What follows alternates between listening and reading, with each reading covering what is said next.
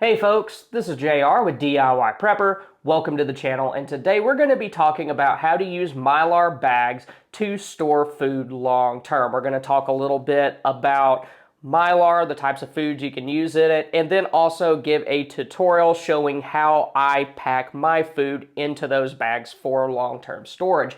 And Mylar as a material, it's very good at protecting food from many of the things that could cause it to either spoil or lose nutritional value over time. As long as the bags are at least 5 mil thick, they're going to do a good job protecting your food from light. And then also the material is very good at blocking outside air and moisture from getting inside of the bags with your food. And for today's video, we're going to be using bags from Wallaby. We're going to be using stuff from their 1 gallon bag bundle, their multi-size gusseted bag bundle, and their 5 gallon bag bundle. And each one of these, they come with appropriately sized oxygen absorbers, so you won't have to buy those separately. I'd like to thank Wallaby for sending us these bags to use for this demonstration and for sponsoring this video. And Wallaby has also offered to do a giveaway to go along with this. 3 subscribers are going to win one of the 5 gallon Mylar bag bundles along with their MRE pouch bundle. And to enter in, if you want to do this giveaway, just make sure you're a subscriber to the channel and enter Wallaby Goods in the comments below. If you've already subscribed to the channel, you don't have to resubscribe or anything like that. The giveaway runs from when this video is posted on August 22nd, 2022 until August 26th, 2022. And the winner will be announced on August 27th, and that is going to be on Wallaby's Instagram page. So if you enter this contest, make sure that you go check out and follow their Instagram page so that you will know if you have won, because they will be the ones shipping out the bags and all that kind of stuff. And you can see full rules and details in the description below. And Mylar bags are available in many different sizes, and the size that you use just depends on what you will be storing in them. First of all, we have the small 4x6 gusseted bags. This is from their multi-size bag kit. What I like about the gusseted zipper bags, first of all, they can stand upright as you're working with them, trying to fill them up. And the zippers, of course, make them resealable. And another good thing about the zipper is once you get ready to seal it up, you can zip it up most of the way, squeeze all the air out that you can through that tiny opening that's left, zip it the rest of the way, and then heat seal it. And if you're using an oxygen absorber, that's going to help make sure that it gets out all of the oxygen so you don't have to worry about your food spoiling. So I do like the zippers for that. Now, these small bags, they're going to be good for things like seeds if you're wanting to harvest heirloom seeds at the end of the season. They're also good for spices. You can either pour spices directly in here, or if it's like a paper package of spices, you can just put them in there with the whole package and everything. Another good thing that the small bags are good for is they can hold like drink mixes and then even like coffee mixtures if you're doing something like hunting, hiking, camping. Like you can take instant coffee, you can put however much in there you need for one serving. And then also if you want to put some sugar or some powder creamer in there as well, you can do that. Now, I probably wouldn't do that for long-term storage, but, you know, if you're just going to be out for a few days out in the field, then it is a perfectly fine use of bags like these. The next size up when it comes to bags are these medium 6 by 9 inch bags. These are 5 mil thick. So are the smaller ones a second ago. I forgot to mention that. But these are also from the multi-size gusset pack, so they have gussets and zippers. Bags of this size, they're going to be a good choice for storing things like salt, sugar, and then also instant coffee. And when it comes to instant coffee, of course, it's freeze-dried, so it can store for a really long time, but having a zipper is very nice because, you know, when you open that, you're going to want to be able to reseal it so that the coffee doesn't absorb, you know, smells and taste from the environment around it. So having a zipper is going to be very nice for a use like that. And then also if, let's say you're trying to fill a larger bag with something like beans and rice and you have a little bit left over, then this size of bag is a very good choice for putting the rest of that food into so you don't waste it. The next size up when it comes to bags are going to be the large 10 by 14 inch 1 gallon bags. If you get them as part of the multi-size bag bundle, then they'll be 7.5 mil thick. They'll come with zippers and with gussets. And if you get them as part of the 1 gallon bag bundle with 75 bags, then they won't have a zipper. They'll be 5 mil thick. But for things like storing flour, rice, beans, cornmeal, this size bag, it's a very good choice.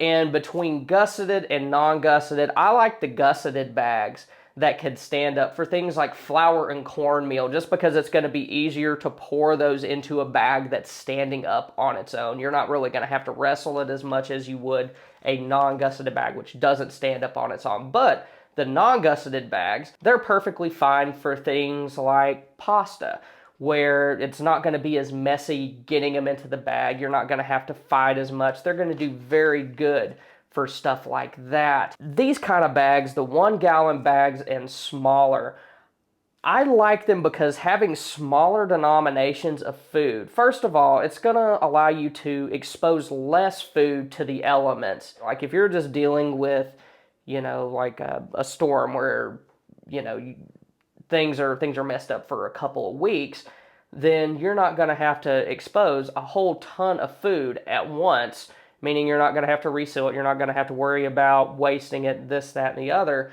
And that's a good option if you have a family of 1 to 3 people, where you're not going to be eating a whole lot of rice and beans at one time. So this size bag and smaller, it's very useful for that.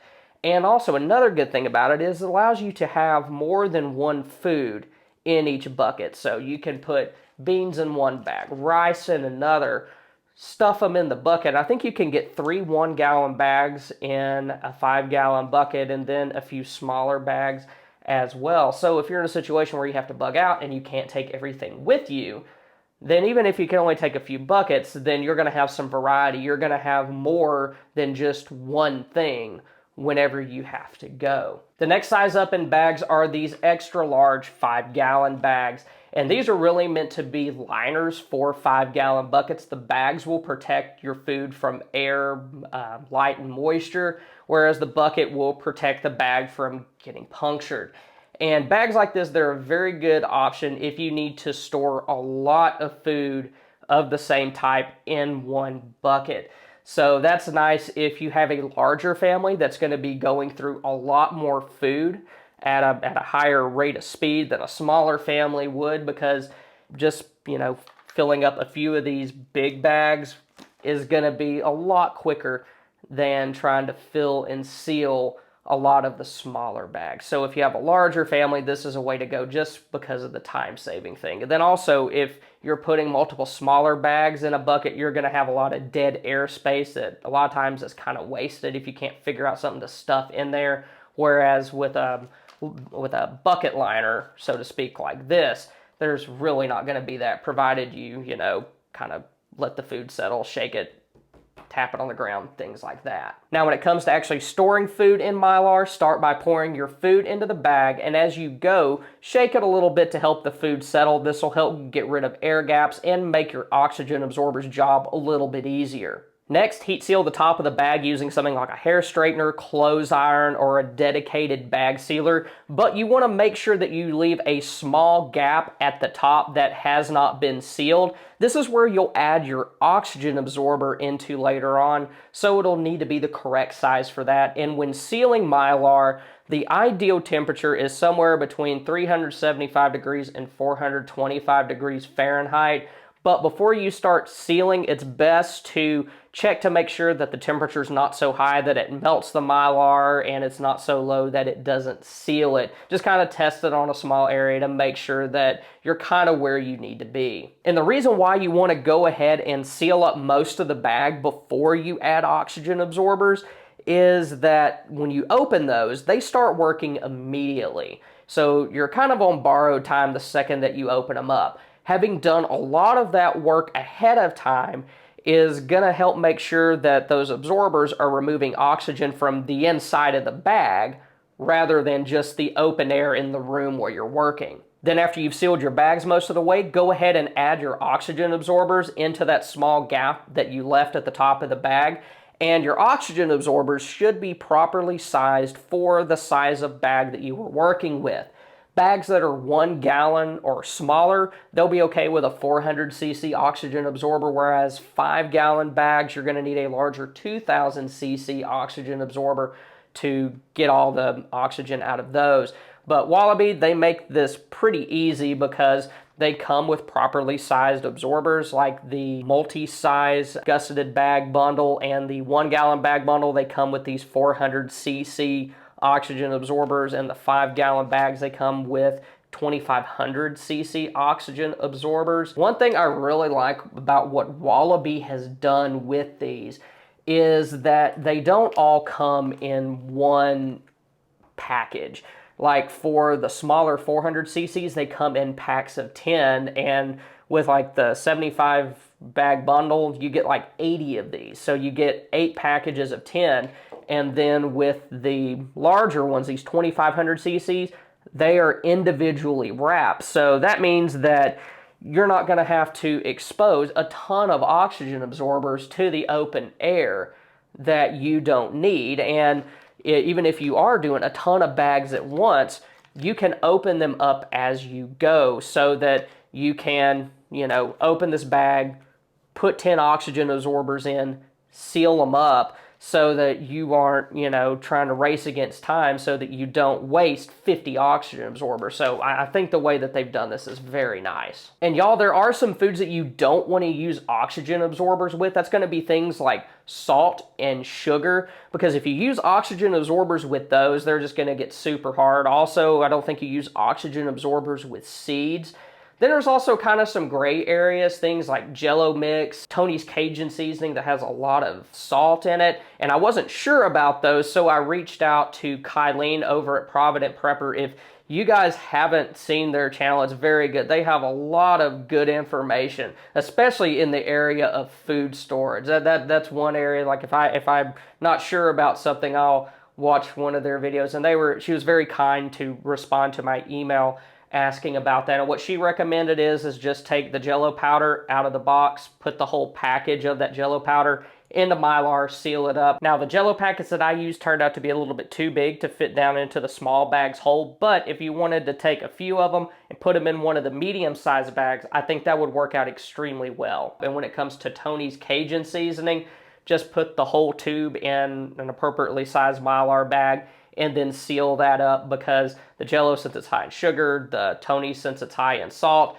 they could just get, super hard like regular salt and sugar would. So avoid using oxygen absorbers with those. Then finally, squeeze out as much air as you possibly can by hand, and then finish heat sealing the top of the bag. From there, you can place your bags into a 5-gallon bucket to help protect it from pests and accidental damage. But y'all, it's very important to understand that 5-gallon buckets do not protect from things like mice and rats. They can chew right through those. So you still need to be diligent as far as where you store those buckets, and also making sure that rodents aren't anywhere near them. If you're using one of the extra large 5-gallon bags, the process is going to be a little bit different, because you're going to put the bag in the bucket first because it's kind of a bucket liner. Then from there, go ahead, add your food in, zip it up most of the way, heat seal it most of the way, drop an oxygen absorber into it, then go ahead and seal it up the rest of the way. And when you're going through this process, I recommend doing each step sort of as a batch before moving on to the next step. And what I mean by that is, first, fill all the bags that you will be using during this particular round of food storage. Then go ahead and go back, zip them up most of the way, heat seal them most of the way, leaving that gap for the oxygen absorber. Then go in,